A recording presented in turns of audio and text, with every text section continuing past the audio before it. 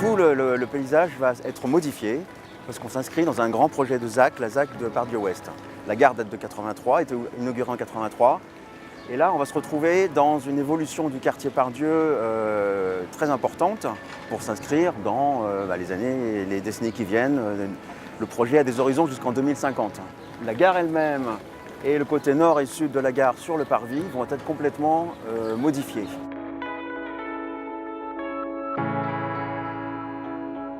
Le concept général, c'est de donner à voir pour savoir où on va, la destination qui toujours stresse le voyageur. Quand il sait où il va, quand il sait où il va prendre son train, où est le quai, où il peut attendre et où il peut avoir l'affichage du départ du train, il est donc beaucoup plus serein. Donc c'est ça l'idée, c'est que dès qu'on sort de l'intermodalité des tramways, des bus, on sait exactement où on va prendre son train puisqu'on voit le train arriver et circuler en transparence de la gare. La particularité de cette gare, c'est d'être un passage urbain, piéton. Je crois qu'en France, c'est la seule gare. Et donc, ce hall de gare, c'est celui qui constitue le bâtiment voyageur. Et il est complètement saturé par les accès aux quais, par les espaces d'attente, par les commerces, par les services. Donc l'enjeu, ça va être de désaturer cet espace et de repositionner un certain nombre de fonctions dans d'autres ailes. Il faut aussi améliorer les accès aux quais qui sont complètement aussi surexploités.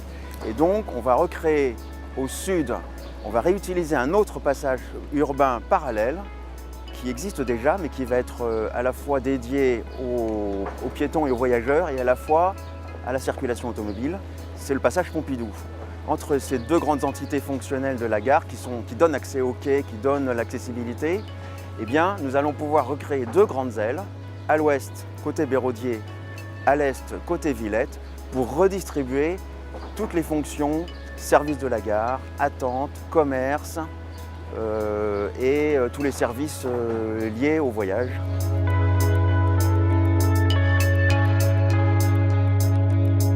Donc cette architecture des années 80, assez marquée par une trame en béton assez lourde et des façades complètement, disons, réfléchissantes, opaques, vont être remplacées par une architecture plus contemporaine. Donc ce sera une architecture plus vitrée, plus transparente, où les fonctions seront facilement lisibles.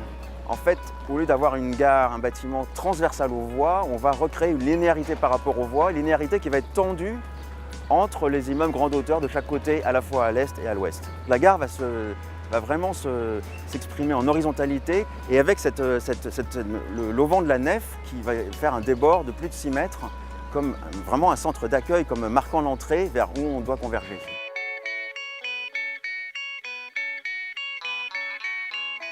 Alors il y a tout un travail sur la lumière déjà de par les façades, donc comme nous sommes en orientation est-ouest, forcément le bâtiment va vivre au fil des heures.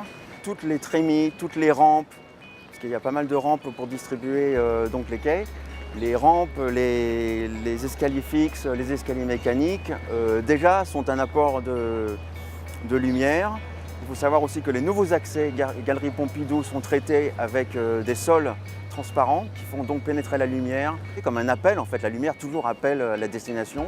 Donc c'est toujours dans cette logique et ce comportement en fait naturel qui est on amène la lumière là où on veut aller, là où on intrigue.